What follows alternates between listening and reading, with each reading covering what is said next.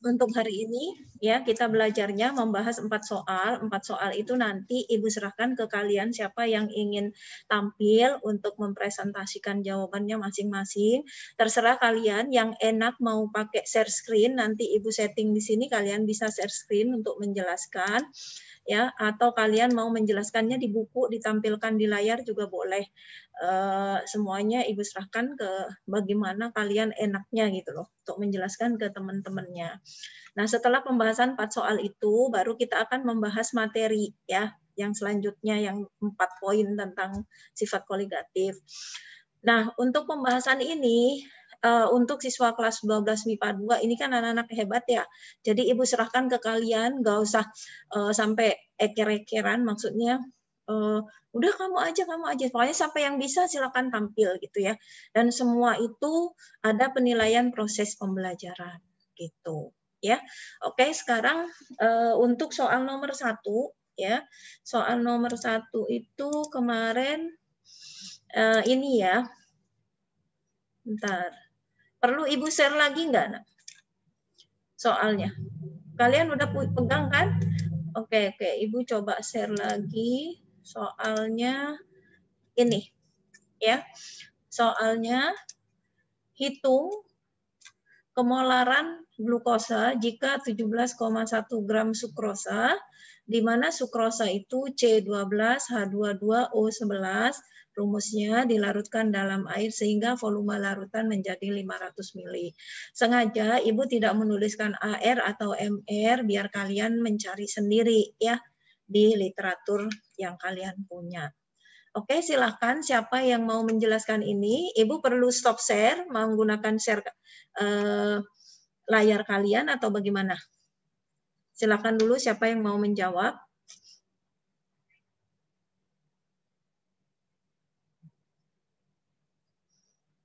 Bu, sebelumnya saya ingin bertanya, Bu. Ini yang ditanya itu berarti glukosa atau sukrosanya, Bu? Pengeluarannya. Oh, sukrosa, sorry, sukrosa. Ya. Hitung kemeluaran glukosa. Glukosanya, yang rumus ini aja. Ya, yang rumus C 12H22O11. Ya, Ibu nggak ngeh kalau di sini sukrosa.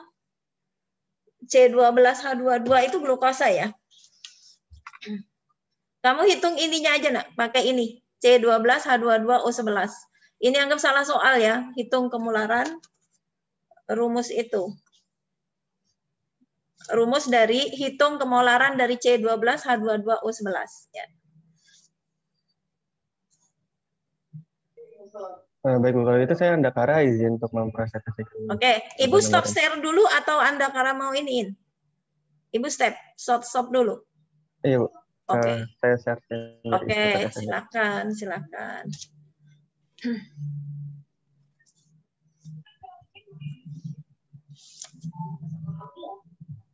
Saya bacakan ulang terlebih dahulu. Soalnya di sini hitung kemolaran sukrosa jika 17,1 gram sukrosa atau CH12H22O11 dilarutkan dalam air sehingga volume larutan menjadi 500 ml. Nah, penjelasannya bagaimana kita jabarkan terlebih dahulu. Di sini massa dari zat larutnya sama dengan 17,1 gram. 17,1 gram. MR-nya dari C12H22O11 ini berarti sama dengan AR dari C ini ada 12 dikali dengan 12. Lalu AR dari H ini 1 dikali 22. Terus AR dari O ini 16 dikali 11. Nah, hasilnya sama dengan 342. Buat volume larutannya di sini sudah diketahui 500 ml. Yang ditanya adalah kemolarannya. Rumus molar itu sama dengan rumus rumus molar sama dengan ya mol dibagi volume. Jadi tapi karena di sini makainya mililiter, volumenya dibagi 1000. Maksudnya 1000 dibagi volume. Jadinya GR per MR kali 1000 per volume. GR-nya jadi 17,1, MR-nya 342 kali 1000 per volumenya 500 ml sama dengan 1 per 20 kali 2 sama dengan 0,1 molar. Ya, udah bagus ya, udah benar ya. Jadi kalian tetap jangan dihapus, jangan di ini dulu, di teman-temannya ditanya dulu sudah paham apa belum. Ya. Yang lain sudah paham? Ya sengaja nanti soal-soal itu biasanya AR atau MR kalian. Biasanya kalau AR ditentukan ya, kalau di soal nasional, ujian sekolah itu ditentukan. Tapi untuk MR kalian sudah harus paham sendiri. Jadi cara menghitungnya sudah ya. C-nya ada 12, berarti 12 kali 12. Hanya 22, berarti 22 kali 1. Kemudian 11 kali 16. Nah, hasilnya 342. Kemudian kalau di sini kalian tetap menggunakan 500 mili, berarti di sini harus meletakkan faktor untuk 1 liter itu kan 1000 mililiter ya. Jadi pakai 1000 dibagi 500. Kalau misalnya kalian mau langsung juga langsung hasil molnya ini 17,1 dibagi 342, nanti hasilnya mol ini dibagi dengan 0,5 liter. Itu juga bisa ya kalau langsung. Jadi ini hasilnya sudah benar, jadi 0,1 molar. Dari semua siswa yang hadir pada hari ini sudah paham semua ya. Udah sama ya jawabannya hasil pekerjaan kalian. Oke, berarti udah nggak ada masalah tentang molaritas ya. Nah, udah terima kasih untuk Anda Kara ya atas presentasinya, udah bagus sekali. Terima kasih, Ibu. Ya. Nah, sekarang langsung ke nomor 2. Siapa yang nomor 2? Resti, Bu. Oke, Resti, silakan Resti. Udah bisa langsung share screen ya.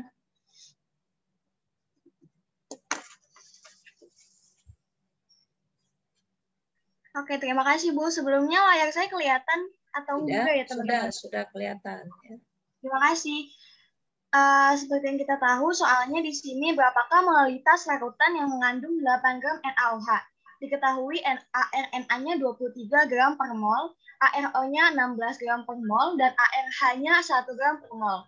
Terlarut dalam 250 gram air. Diketahui massa NaOH sama dengan 8 gram, ARNA sama dengan 23 gram per mol, ARO sama dengan 16 gram per mol, ARH sama dengan 1 gram per mol, lalu massa air adalah 250 gram, lalu kita ubah menjadi 0,25 kg. Kita jawab, rumus molar adalah N per P. Kita cari dulu jumlah mol terlarutnya dengan cara M per MR. Lalu kita cari MR-nya yaitu 1 kali 23 ditambah 1 kali 16 ditambah 1 kali 1, hasilnya adalah 40 gram per mol. Maka M sama dengan M per MR sama dengan 8 per 40, jadi jumlah mol terlarutnya adalah 0,2 mol. Nah, jadi molalnya sama dengan 0,2 dibagi 0,25 yaitu 0,8. Gimana teman-teman? Apa ada yang kurang paham atau gimana?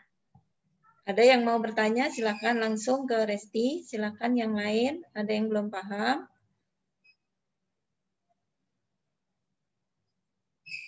Sudah sama jawabannya semuanya?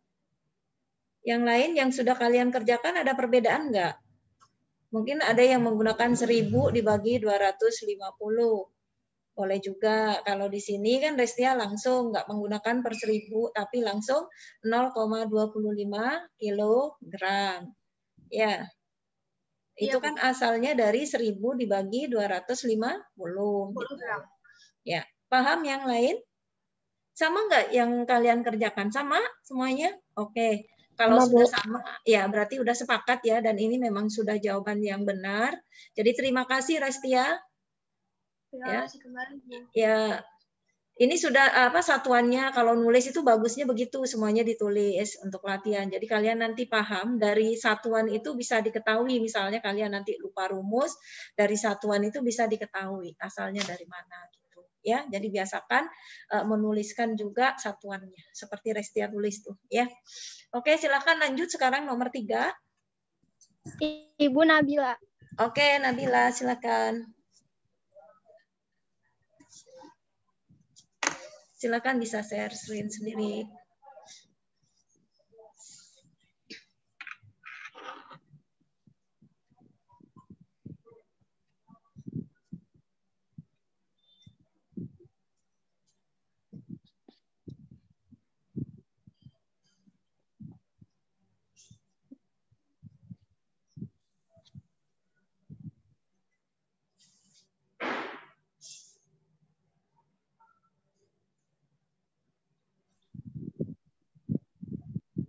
Soalnya sebuah larutan terdiri dari 3 mol zat A, Belum 3 mol keluar zat B, itunya, dan 4 mol share zat C. screen-nya. Hitung fraksi mol dari masing-masing.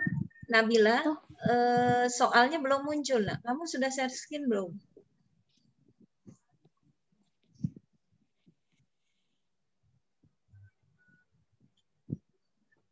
Pencet share screen-nya ya.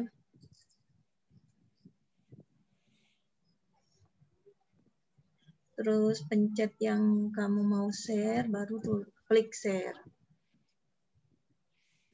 Bentar, Bu. Oke, pelan-pelan, nggak apa-apa.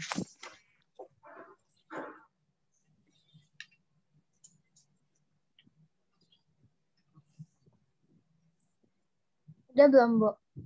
Sudah.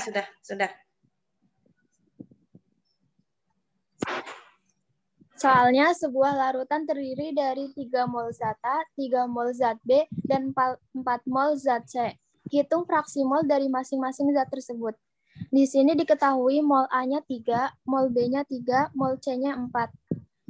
Lalu rumusnya XA Na per Na plus NB plus EC 3.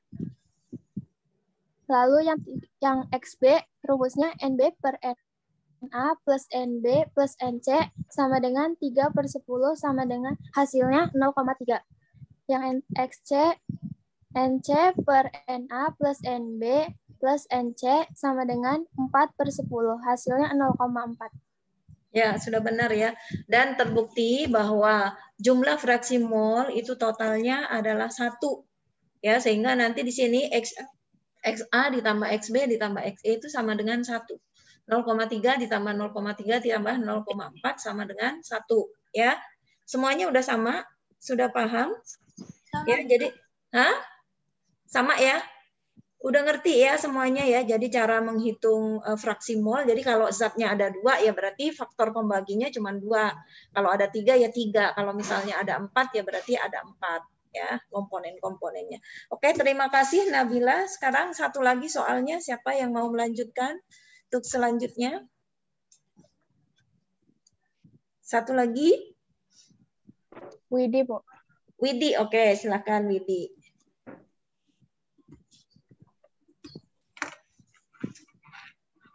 Bentar, Bu. Ya.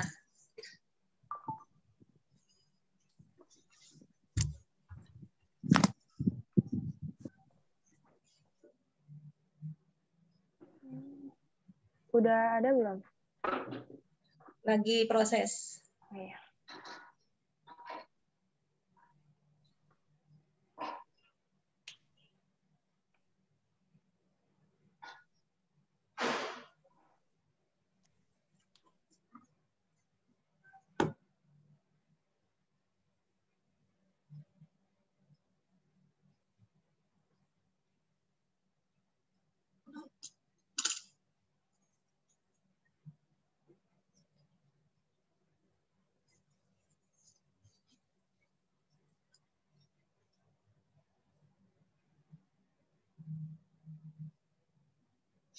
Ya. Sudah muncul, Widi. Jadi kan yang ditanya itu kan tentukan fraksi mol dari larutan urea 10%. Nah, diketahuinya ureanya 10%, terus airnya itu 90%, dengan MR urea 60 dan MR air 18. Terus untuk mencari fraksi mol urea 10% itu kita cari jumlah mol terlarutnya dulu dengan cara massa dibagi MR. Nah, yang pertama kita cari mol ureanya dulu, yaitu 10/60. Jadi hasilnya itu 0,16. Itu dapat mol urea. Nah, untuk mol airnya 90 dibagi 18 dan hasilnya 5. Nah, langsung kita cari fraksi mol ureanya. Dengan rumus X urea sama dengan N urea per N urea ditambah N air. Jadi 0,16 per 0,16 ditambah 5. Hasilnya itu 0,16 per 5,16, ini tipe, Bu. Tambah dengan 0,03. Jadi fraksi mol urea dalam 10% larutan urea adalah 0,03 mol. Ya. Itu untuk ureanya. Berarti fraksi mol airnya berapa? tahu fraksi mol airnya nggak dicari, Bu. Ya, nggak bisa. Tapi kan kita tahu rumusnya ya. Nggak apa-apa, Ibu lanjutin dulu. Jadi fraksi mol airnya berarti 1 dikurangi 0,03. Gitu kan, totalnya 1. Ya, itu aja. Nah, di sini, jadi dari keterangannya itu kenapa kok 10 mol urea, kemudian di sini langsung 10 gram, ininya 90. Jadi nanti kalau perumpamaan yang paling gampang itu, kalau ada persen itu, berarti kalian anggap bahwa total urea dan airnya itu totalnya 100. Jadi kalau ureanya 10%, berarti 10 gram urea, 90 gramnya air. Tuh ya, diumpamakannya seperti itu. Nah, MR ureanya dicari. Ada yang tahu rumusnya urea itu apa? Kok di sini tahu-tahu 60 dari mana? Ayo. CONH2 2 kali. Ya, jadi urea itu rumusnya CONH2 2 kali. Kalau air tetap H2O ya, MR-nya 18. Sudah benar ya. Nah, sehingga di sini langsung dicari molnya. Molnya urea 10 dibagi 60, 0,16, molnya air sekian, 5 mol. Sehingga kalau di sini diminta untuk mencari molnya, fraksi molnya untuk urea, berarti mol urea 0,16 dibagi dengan mol urea ditambah mol air. Sudah ketemu di sini 0,03. Ya. Nah, kalau dicari fraksi mol pelarutnya, ini kan terlarut. Kalau XP-nya berarti 1 dikurangi 0,03. Oke, sudah paham semuanya ya? Jadi 4 soal sudah bisa dikerjakan semuanya. Gampang ya. Kita lanjut sekarang ke konsep tentang sifat koligatif. Ibu langsung share screen ya untuk lanjutan materinya, karena hari ini mau ada pengawas, takutnya keburu datang pengawasnya. Jadi langsung, yuk. Kita hari ini belajar tentang, udah muncul PPT Ibu? Udah, Bu. Oke ya. Yang pertama itu, sifat koligatif itu kan ada 4 ya, yang seperti Ibu kemarin minta kalian untuk pahami dulu. Ya. Yang pertama itu, kalau ada pelarut murni dimasukin oleh suatu zat terlarut, maka akan terjadi 4 hal ya. Yang pertama itu ada penurunan tekanan uap, jadi tekanan uapnya turun. Kemudian yang kedua itu titik didihnya akan naik. Yang ketiga, titik bekunya turun dan akan terjadi tekanan osmotik atau tekanan osmosis. Itu hal-hal yang dipengaruhi oleh apabila zat pelarut murni dimasukin oleh zat terlarut. Zat terlarutnya, sekali lagi Ibu ulang, tidak tergantung kepada sifat dan jenisnya. Dia hanya tergantung pada jumlah konsentrasinya atau jumlah kuantitas zat yang dimasukkan. Nah, mau rasanya manis, mau asin, misalnya mau dimasukkan gula atau garam, itu pasti terjadi penurunan tekanan uap. Kalau misalkan pelarut murni, pasti akan terjadi kenaikan titik didih, pasti akan terjadi penurunan titik beku, dan akan terjadi pula adanya tekanan osmotik. Itu yang dimaksud dengan sifat koligatif larutan. Nah, oke, kita ke rumus yang pertama, ke sifat koligatif yang pertama, yaitu penurunan tekanan uap. Nah, tekanan uap itu apa sih, ya? Atau disebut lambangnya dengan delta P. Ini berarti penurunan ya. Kalau perubahan itu berarti pakai delta. Ya. Nah, lambangnya delta P itu adalah besarnya tekanan uap larutan sebanding dengan fraksi mol. Kita sudah belajar fraksi mol, jadi sudah tahu cara menghitungnya. Fraksi mol pelarut. Ya, pelarut. Jadi kalau kita bicaranya di sini misalnya larutan gula, maka di sini mol dari airnya dulu. Dan tekanan uap dari pelarut murninya. Pelarut murni berarti di sini air. Ya, sehingga rumus dari hukum Raoul di sini tentang penurunan tekanan uap itu sama dengan P, jadi tekanan uap suatu larutan. Ini P-nya ya, kalau delta P itu penurunannya. Kalau ini P, ini tekanan uapnya. Kalau delta P itu penurunannya berapa? Antara larutan murni dan setelah dimasukkan gula misalnya. Maka tekanan setelah dimasukkan gula itu sama dengan tekanan uap murni. Jadi air murni tekanan uapnya berapa? Kemudian dikalikan dengan fraksi mol pelarut. Pelarut berarti fraksi mol gulanya. Berarti nanti X pelarut itu sama dengan mol gula dibagi dengan mol gula ditambah mol air. Ya, Ibu kasih contoh dalam proses ini adalah air ditambah gula ya. Nah, keterangannya di sini P ini adalah tekanan uap larutan. Ya, bukan penurunannya tapi tekanan uapnya. Jadi gini, kalau misalnya kita ada air kita rebus. Kita rebus, kemudian dia mendidih. Kalian rasakan, kalian pakai pancinya yang aluminium biasa, yang tutupnya ringan. Maka kalian akan merasakan bahwa tutupnya panci itu akan naik turun gitu loh. Kena tekanan, bluduk seolah-olah sampai bunyi-bunyi gitu loh, kayak mau diangkat gitu kan tutupnya. Nah, itu namanya tekanan uap murni, air murni, P0. Ya. Kemudian kalian masukkan 2 sendok gula ke dalam itu. Nah, ternyata, tekanannya itu turun. Jadi, gludak-gludak yang tadinya mau ngangkat tutupnya panci, itu tidak ada lagi. Nah, itu yang dimaksud dengan sifat koligatif. Jadi, setelah dimasukkan, ya, air itu, maka terjadi penurunan tekanan uap. Ya, jadi kalau kalian mau membuktikannya hal yang sama, jadi kalian rebus air murni, kemudian rebus air gula. Kalian lihat pergerakan tutup dari masing-masing panci itu. Mana yang seolah-olah ingin ngangkat tutupnya. Ya, pasti di situ adalah yang air murni. Kenapa? Karena kalau ada larutan yang ada di dalamnya, maka tekanan uapnya akan turun. Paham ya yang Ibu maksud?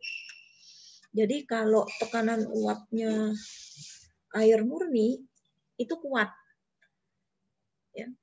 Tapi kalau larutan garam, larutan gula, larutan KCl, dan hal-hal yang lain, dilarutkan ke dalam air, maka tekanan uapnya akan turun.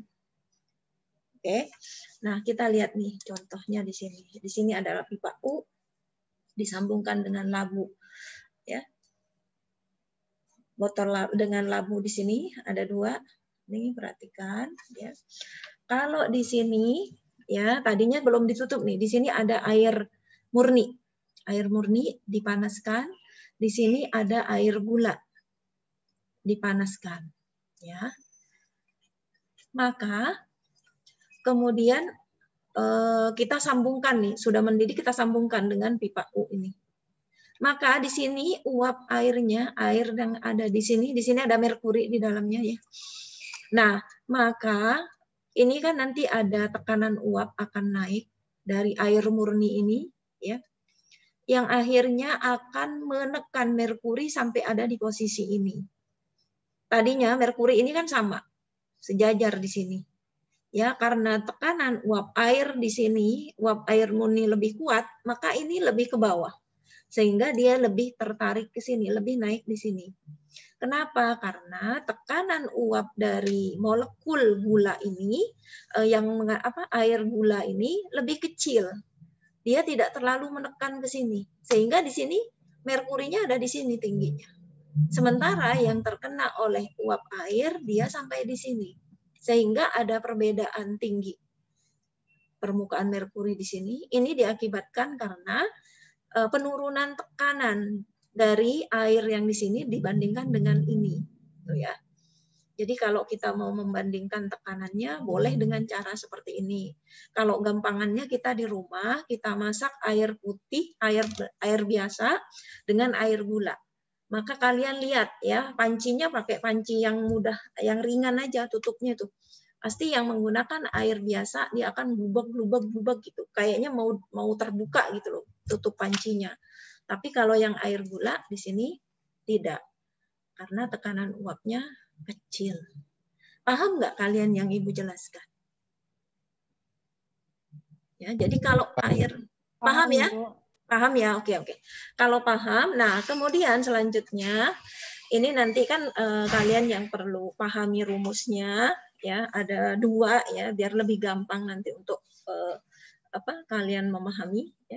Besarnya penurunan tekanan uap larutan, jadi besarnya turunnya dari air murni menjadi air gula itu disebut dilambangkan dengan delta P ini merupakan selisih dari tekanan uap pelarut murni. Jadi misalnya waktu tekanan uap murninya 20 mmHg. Ternyata setelah dimasukkan gula tinggal 18 gitu kan. Berarti delta P-nya itu sama dengan P murni min P ya. P murni min P. Tuh. Kan pertama 20 dikurangi penurunannya berapa? Berarti dikurangi yang terakhir. Setelah dikasih gula tinggal 18. Berarti delta P-nya 2 gitu ya. Nah, sehingga rumus P, yang tadi kan rumus P-nya begini ya. P sama dengan P0 kali pelarut. Jadi, tekanan uap larutan itu sama dengan tekanan uap murni kali X pelarut. Tapi kalau penurunannya, langsung di sini nih, penurunannya delta P sama dengan P0, P murni kali dengan mol terlarut. Ya, kalau terlarut berarti gula. Kalau di sini kan pelarutnya air. Ya. Ngerti? Nah, ini kan untuk delta P penurunan tekanan uap itu sama dengan tekanan uap murninya dikurangi dengan tekanan uap larutan ya setelah dimasukkan gula. Tekanan uap larutan itu kan tadi di awal sudah dituliskan rumusnya P itu sama dengan P0 kali X pelarut. Sehingga di sini nih delta P itu penurunannya murni dikurangi tekanan larutan ya. Tekanan larutannya P ya ini sama dengan P0 kali X pelarut. Sehingga boleh dituliskan delta P sama dengan P0 1 min X pelarut. Ini kan sama ya persamaannya. Ya. Nah, X pelarut ditambah X pelarut sama dengan 1 ya. Tadi kan Ibu jelaskan kalau sudah diketahui salah satunya misalnya ada air ditambah gula, diketahui fraksi mol gulanya 0,4, otomatis fraksi mol airnya 0,6. Ya, karena X pelarut dan tambah X terlarut 1. Oke. Nah, sehingga nanti rumus ada 2 rumus yang perlu kalian pahami di sini atau diingat-ingat ya. Kalau rumusnya P itu sama dengan P0 dikali X pelarut. Ya. P sama dengan pelarut murni kali pelarutnya, kali airnya. Tapi kalau penurunannya delta P-nya sama dengan P0 tekanan pelarut murni kalikan dengan X terlarut. Terlarutnya gula ya gula. Kalau ini P pelarut air ya air di sini. Ya, cukup 2 ini. X terlarut itu adalah fraksi mol zat yang terlarut. Paham ya? Oke. Nah, sekarang gini. Kalau memaknai ini, gamblangnya begini nih. Lihat yang segitiga ini ya. Ini zat padat, ini cair, di sini area gas. Jadi, kalau ada air murni, ini daerah air murni. Misalnya, di sini titik 0, ini titik bekunya air itu 0 ya. Titik didihnya air berapa? 100 air murni. Setelah kita masukkan gula, maka titik didihnya yang tadinya 100 akan naik menjadi 100 lebih ke sini. Titik bekunya air yang biasanya 0 derajat dia beku jadi es, kalau air gula pasti bekunya di bawah 0. Pasti -1, entah -2, berapalah nanti ada ketetapannya nanti ada. Ya. Jadi pahami di sini. Jadi ini yang titik-titik ini yang pelarut murni. Nah, ke sini ini adalah kenaikan titik didih. Ini namanya penurunan titik beku. Ya. Nah, selanjutnya kenaikan titik didihnya di sini ya. Jadi yang tadinya 100 kita biar kalian gampang menganalogikannya. Kalau air itu 100, kemudian airnya ditambah gula, pasti titik didihnya 100 dia nggak akan mendidih. Pasti titik didihnya nambah, entah 100,5, apa 101, 102 gitu ya. Kemudian titik bekunya juga begitu. Nah, nanti untuk pelarut-pelarut ya, itu punya namanya KB ya, tetapan titik didih. Nah, di sini suhu ketika tekanan uap di atas permukaan zat cair sama dengan tekanan uap udara luar disebut titik didih. Besarnya kenaikan suhu itulah yang disebut dengan kenaikan titik didih. Nanti di sini yang tadi ya, Ibu sebut, kalau air murni itu 100, kemudian dimasukkan gula, ya, dimasukkan gula dia pasti naik suhunya. Titik didihnya naik, berubah. Dimasukkan garam juga gitu, ya. Nah, itu yang disebut sifat koligatif, tidak tergantung sifatnya, tidak tergantung dia bentuk molekul atau ion, tidak tergantung rasanya asin atau manis, hanya tergantung konsentrasi. Kalau konsentrasinya semakin banyak, misalnya gini, air suhunya 100, ditambah 1 sendok, ternyata jadinya 101. Gitu. Nah, kalau ditambah 2 sendok, ternyata naiknya pasti 2 kali lipatnya. Bisa naiknya nanti tadinya naik 1 derajat, jadi naiknya 2 derajat. Nah, di sini nanti muncullah angka seperti itu. KB, ya, misalnya nih, di sini pelarut kan ada air, ada benzen, ini semuanya pelarut. Ada kamfer, ada karbon tetraoksida atau CCl4, kemudian CS2, ya, karbon disulfida CS2. Nah, KB-nya, KB itu adalah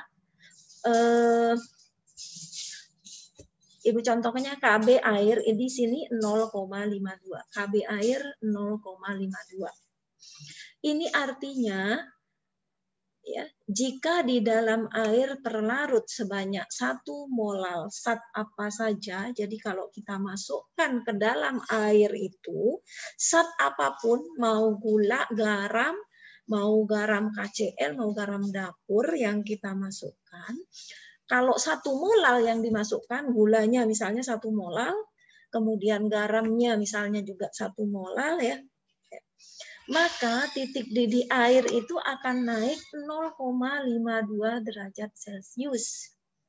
Ya. Jadi kalau kita masukkan 1 molal gula ke dalam air, maka dia titik didihnya akan naik 0,2. Ini yang menyebabkan angka KB dari air, ya, kenaikan titik didih air 0,52 ini asalnya dari sana. Ya, kenapa Bu kok pakai KB ya? KB itu tetapan jadi pakai bahasa Inggris, jadi tetapan B-nya boiling ya, titik didih. Nanti kalau kalian menemukan buku-buku yang lokal, itu biasanya justru terbalik ya. Kalau nanti pakai delta TB, dia kalau pakai buku bahasa Inggrisnya asalnya dari sana, tulisannya delta TB, kenaikan titik didihnya itu pakai delta TB. Tapi kalau buku lokal nanti ada delta TD, titik didih gitu ya. Tapi kalau KB ini sama ya. KB-nya biasanya menggunakan KB juga. Sini. Nah, jika di dalam air terlarut sebanyak 2 molal, kalau 2 molal berarti kenaikan suhunya berarti 0,52 dikali 2. Ya. Maka kenaikan suhunya jadi 1,04 derajat Celcius. Kalau misalnya gula yang dimasukkan itu 4 molal, maka di sini 0,52 kali 4. 2,08 naik derajatnya. Itu. Nah, kalau misalnya yang dilarutkan bukan 1 molal, tapi hanya 0,5 molal atau setengahnya, maka nanti kenaikan suhunya juga setengah dari 0,52. Berarti 0,26 derajat Celcius. Paham nggak sampai di sini dulu? Jadi makna KB-nya air 0,52. Artinya kalau air itu mendidih kemudian kita masukkan gula 1 molal, maka suhunya akan naik 0,52 derajat Celcius. Kalau Ibu masukkan garam ke dalam air itu, maka titik didihnya bukan lagi 100 air itu, tapi menjadi 100,52. Kalau Ibu masukkan air itu dengan 2 molar, maka suhunya bukan lagi 100, dia tidak akan mendidih di angka 100, tapi menjadi 101,04 derajat Celcius. Paham? Ibu, maaf Bu, saya mau nanya. Nah, Ini kan di sini yang tertulis titik didih ya Bu. Hal ini berpengaruh juga nggak sih Bu sama penurunan titik beku Bu? nanti di keduanya. Kan titik didihnya naik, titik bekunya turun. Ini kita belajar dulu tentang titik didih, kenaikan titik didih. Jadi nanti KB-nya air itu 0,52. Nanti kalau penurunan titik bekunya ada KF. KF-nya air itu 0,82 ya. Jadi ini kenaikan titik didihnya dulu yang mau dibahas. Baru nanti yang ketiganya penurunan titik beku. Nanti ada KF namanya, KF-nya air berapa. Ya. Oke.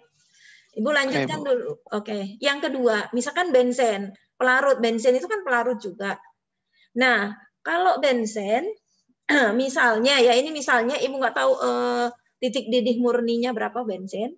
Kalau benzen ini dimasukkan gula, yang tadinya anggap aja benzen itu mendidih pada suhu 50 misalnya ya. Kemudian ditambahkan gula 1 molar. Maka dia akan mendidih pada suhu 2,53 derajat Celcius. Jadi ada naik titik didihnya. Kalau camphor misalnya, camphor tadinya mendidih di suhu 80. Kalau ditambah 1 molar gula atau 1 molar garam, maka dia akan mendidih di suhu 85,95. Itu maknanya ya. Ini semuanya pelarut.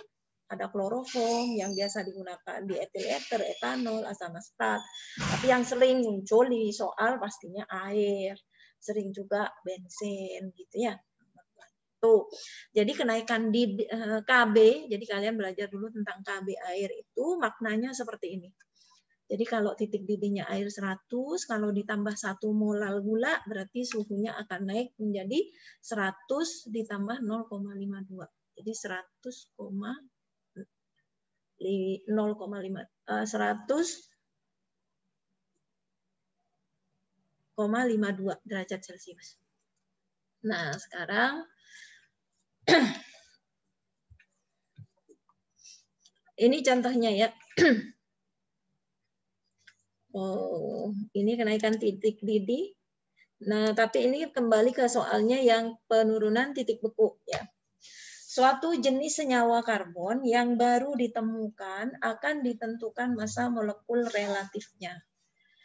Jadi yang ditanyakan nanti MR dari zat baru ini apa gitu.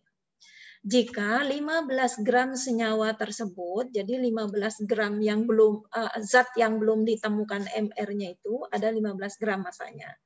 Dilarutkan dalam 180 air, berarti pelarutnya 180 gram air pada suhu tertentu. Tekanan uapnya sebesar, berarti tekanan setelah 15 gram air dilarutkan dalam 180, artinya ini adalah tekanan uap larutan ya. P saja 19,4. Jika pada suhu tersebut tekanan uap air murni berarti pelarutnya air itu P0-nya 20 mmHg ya. Tentukan massa molekul relatif senyawa tersebut. Yang ditanyakan berapakah MR dari senyawa yang baru ini gitu. Nah, ini molnya air, karena di sini masanya 180 gram air, berarti 180 dibagi 18. Ketemu mol air 10 mol. Ya. Nah, yang diketahui tiga data ini, sama masanya ya 15 gram. Belum ditulis di sini. Nah, kalian karena di sini P dan P0 sudah diketahui, tinggal langsung mencari delta P. Delta P itu kan tekanan uap murni dikurangi tekanan uap larutan. Itu delta P, penurunannya berapa?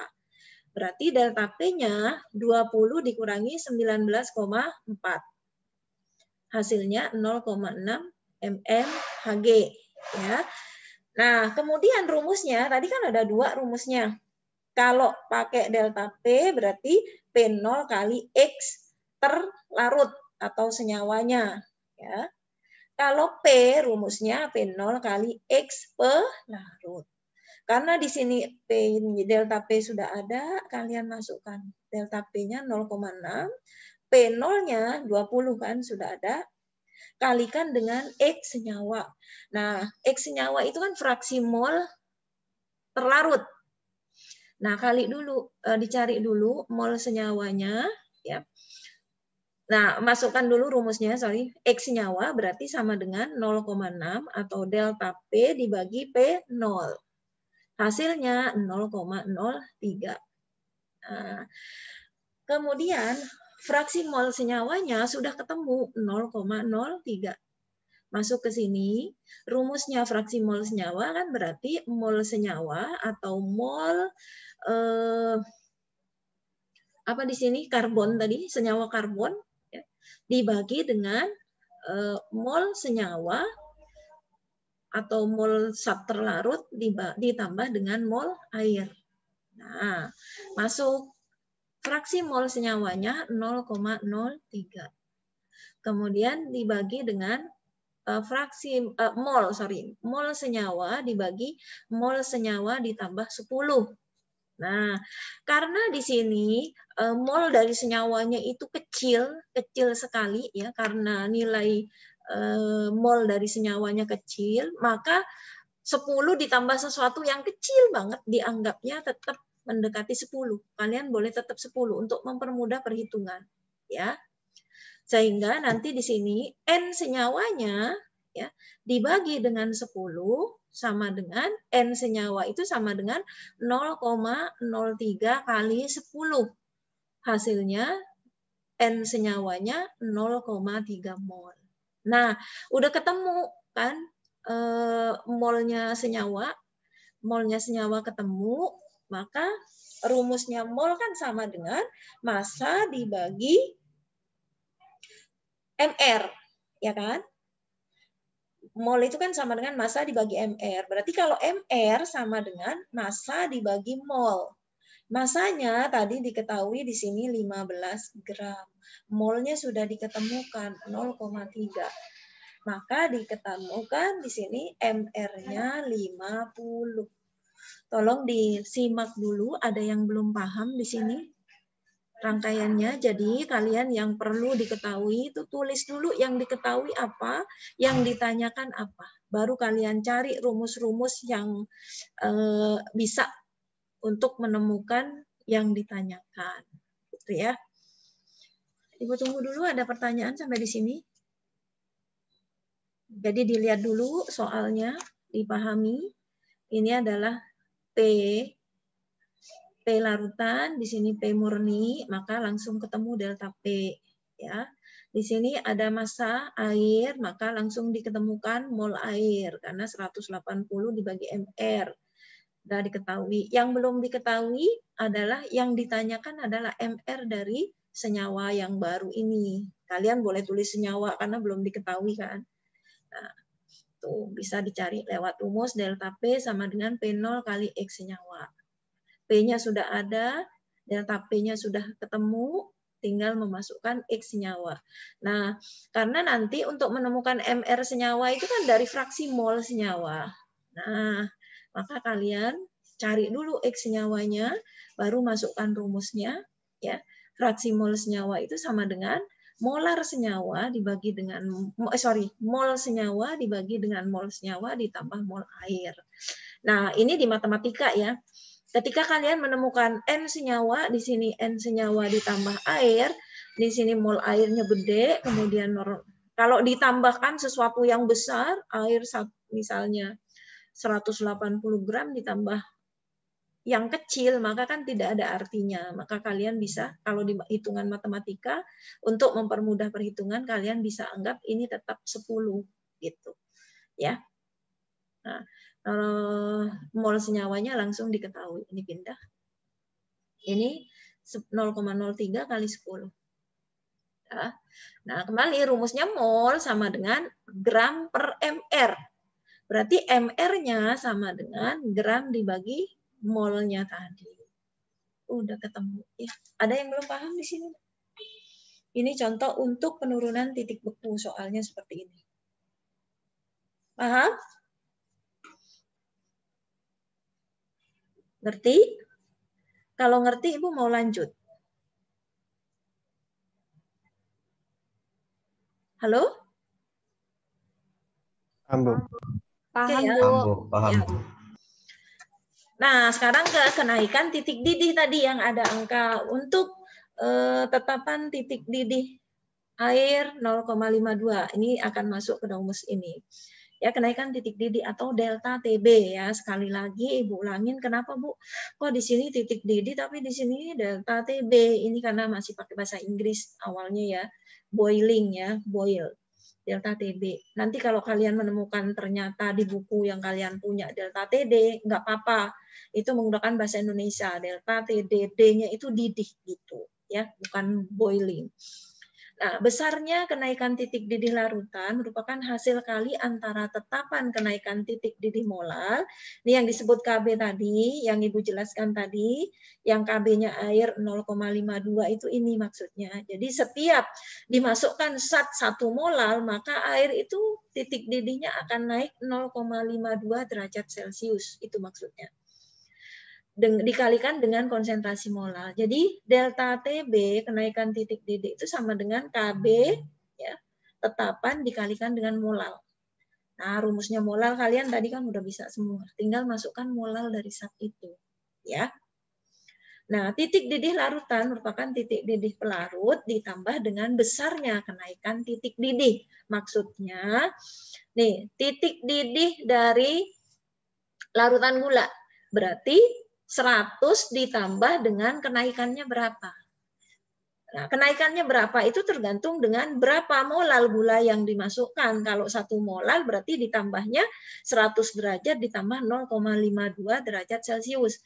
Kalau gula yang dimasukkan 2 molar berarti kenaikannya 1,04 derajat Celcius. Jadi 100 ditambah 1,04 menjadi 101,04 derajat Celcius. Itu maksudnya ya. Jadi kenaikan titik didihnya di situ.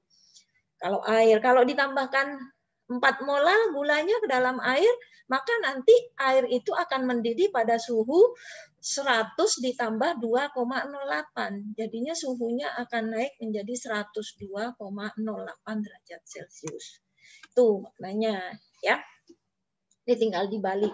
TB jadi titik beku titik didih larutan itu sama dengan titik didih pelarut murni, jadi air ditambah dengan penambahannya, kenaikan titik didihnya berapa, ya. Jadi kalau misalnya larutan gula 1 molar, maka titik didihnya sama dengan 100, ya, pelarut murni ditambah dengan kalau 1 molar berarti ditambah 0,52, gitu, ya, 1 molar. Nah, karena molaritas itu rumusnya sama, molar itu sama dengan N, N-nya itu molar, gram per mr kali 1000 per P, artinya di sini pelarutnya gram, bukan kilogram, karena di sini pakai 1000, maka rumus dari delta TB sama dengan KB kali M, boleh kalian tuliskan, delta TB sama dengan KB, kalikan dengan massa per mr kali 1000 per P. Ya, seperti ini. Atau boleh KB kali M kalau molalnya sudah ketemu langsung masuk. Ya, gampang ini rumusnya. Delta TB-nya itu kenaikan titik didih molar, KB-nya itu tetapan, nanti dicantumkan setiap soal dicantumkan KB-nya, kemudian N itu jumlah mol zat, kalau sudah ada tinggal masukkan, kalau belum ada kalian cari lewat rumus-rumusnya mol, kemudian P-nya massa pelarut. Nah, ya. Nah, sekarang nih perhatikan bagaimana hubungan antara tiap kolom di sini ya. Air, titik didihnya kan air itu air murni, titik didihnya 100. KB-nya 0,52 yang tadi dijelasin. Kalau konsentrasi zat terlarutnya 1 molar, maka dia naiknya 0,52. Maka kenaikan titik didihnya kan 0,52 tuh. Berarti suhu larutan ini, larutan suhu titik didih larutan, mau larutannya terserah, mau gula, mau garam, asalkan yang dimasukkan 1 molar, maka larutan itu titik didihnya sekarang jadi 100,52. Tuh, ya. Kalau yang dilarutkan garam 4 mol, 4 molar berarti nanti naiknya jadi sini suhunya jadi 102,08. Yang tadi Ibu jelasin, ya. Hingga benzena. Kalau benzena titik didihnya 80 ternyata ya, tadi Ibu mengumpamakan 50. Nah, benzena itu titik didih murninya 80. KB-nya 2,53. Kalau yang dilarutkan 1 molar naiknya 2,53. Kalau di sini 2 molar yang dinaikkan berarti 4 ya. 2 molar berarti 2 kali 2,53. Ya. Ini hasilnya ternyata 5,56 sehingga nanti suhunya dia akan mendidih pada suhu 86,06. Ngerti ya? Hubungan antara pelarutnya dengan nilai KB. KB ini udah tetapan, udah diukur, udah dieksperimenkan ya. Nah, sehingga kalau ada zat E, titik bekunya itu TB, kemudian ada KB di sini, molalnya itu M, maka kenaikan titik didihnya kan ini, KB kali M. Ini namanya delta TB. Sehingga nanti titik didih larutannya itu titik murninya ditambah kenaikannya berapa. Ya, oke, gampang. Nah, sekarang yang ketiga, penurunan titik beku. Ini jam 9 lewat. Kalian waktunya belajar siapa? Satu lagi ya, sampai yang ketiga ya. Biar sekalian nanti soalnya lumayan.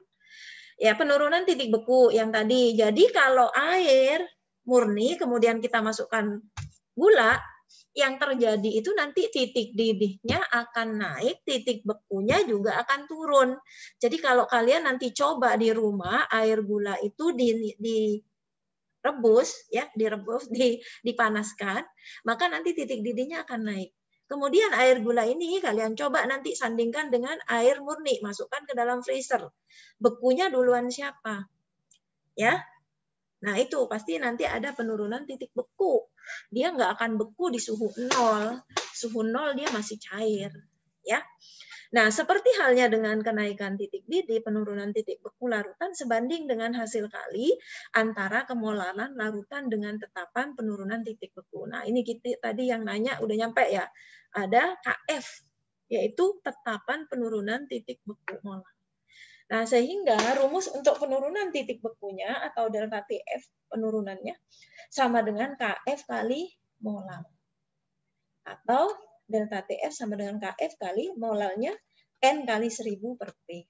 Sama ya, delta TF itu penurunan titik beku. Kemudian KF itu tetapan penurunan titik beku. Kemudian N-nya itu jumlah mol, P-nya massa pelarut. Ya. P-nya ini P kecil ini harusnya ya. Jadi kalau kenaikan titik didih delta TB sama dengan KB kali M, kalau delta TF penurunan titik beku, F-nya itu frozen. Nah, nanti ada lagi kalau literaturnya dari Indonesia sini asli pakainya delta TB, beku. Jadi kalau di buku itu nanti kalau delta TB boiling gandengannya delta TF. TF-nya itu untuk bekunya.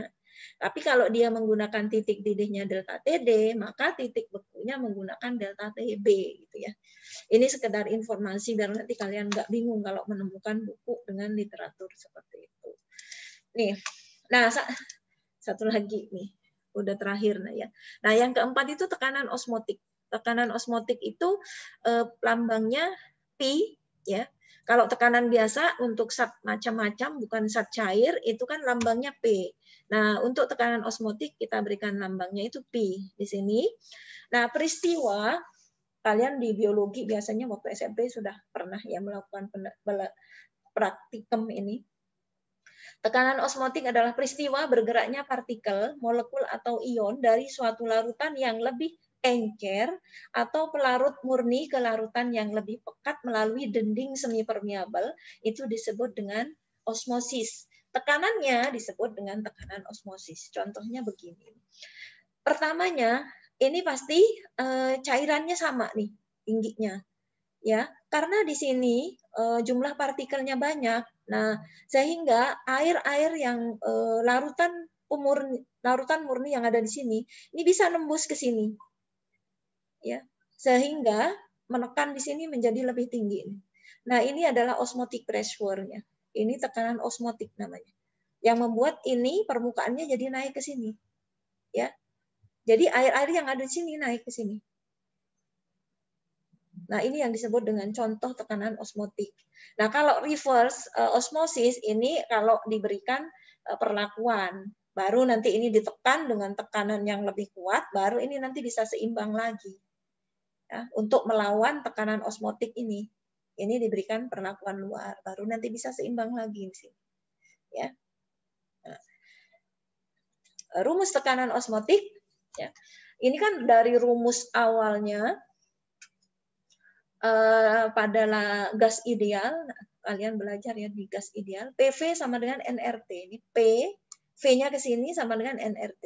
Ini adalah rumus untuk tekanan gas ideal. Ya. Nah, kemudian P ini kan tekanan. Untuk zat cair tadi, P-nya itu diberikan lambang V. Ya. Kemudian nRT dibagi V. Kalian tahu rumus pertama kalian belajar molaritas, N dibagi V, mol dibagi volume itu sama dengan konsentrasi molar, M besar, ya kan? Sehingga rumus P sama dengan RRT dibagi V ini bisa berubah menjadi P sama dengan MRT. M-nya konsentrasi.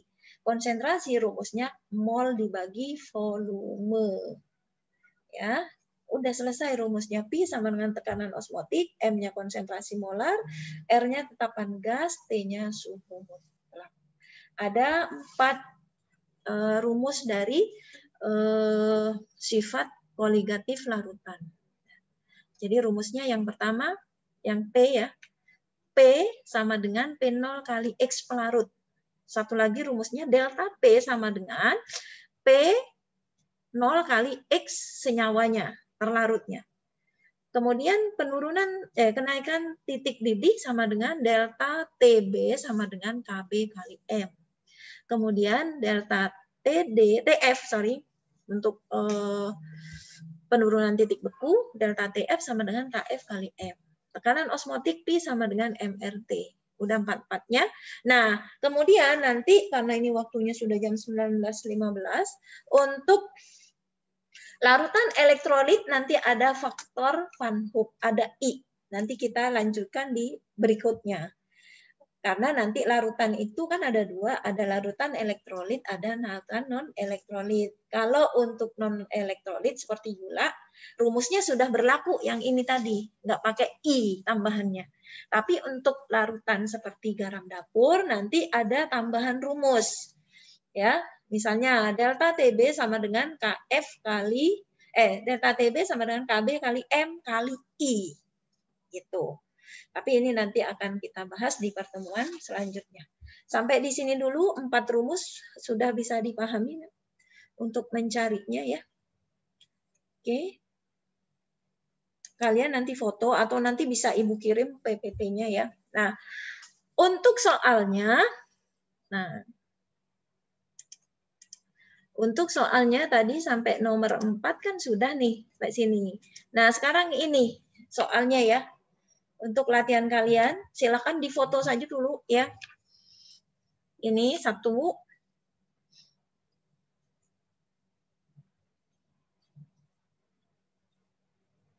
Ini 5 gram, ini soalnya. Yang kedua, oh ini Ibu kemarin untuk soal ini masih ada. Sorry. Nah, ini soal nomor 1 ya untuk latihan kalian. Ini soal nomor 1 tentang titik didih nih KB-nya 0,52. Kemudian soal yang kedua Ibu maaf. Maaf, Bu. Ya. Layarnya nggak ada, Bu. Layarnya nggak ada. Soalnya. Oke. Maaf. Yuk, nih soalnya nih. Udah muncul belum, Nak? Belum, Bu. Belum, Bu. Belum. Belum, Bu. Udah muncul? Sudah. Sudah, Bu. Oke, Nah, ini soal nomor 1. Nah, soal nomor 1 tentang kenaikan titik didih nih. 1 ya. Silakan difoto. Yang kedua, ini tentang penurunan titik beku.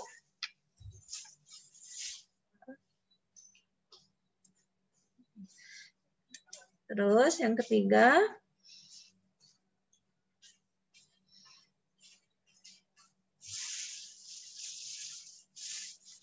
nih, tunggu dulu.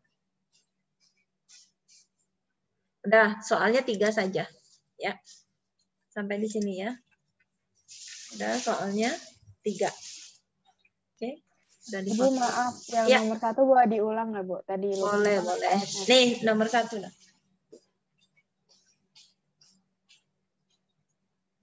Sudah? Makasih, Bu. Ya, udah ya, soalnya cuma 3. Oke. Sampai di sini dulu ya. Pertemuan kali ini ya, semoga kalian paham semua dan bisa menambah pengetahuan kalian untuk bekal nanti di masa-masa yang akan datang. Ibu cukupkan sampai di sini. Terima kasih atas perhatian kalian semuanya. Billahi taufik wal hidayah. Assalamualaikum warahmatullahi wabarakatuh.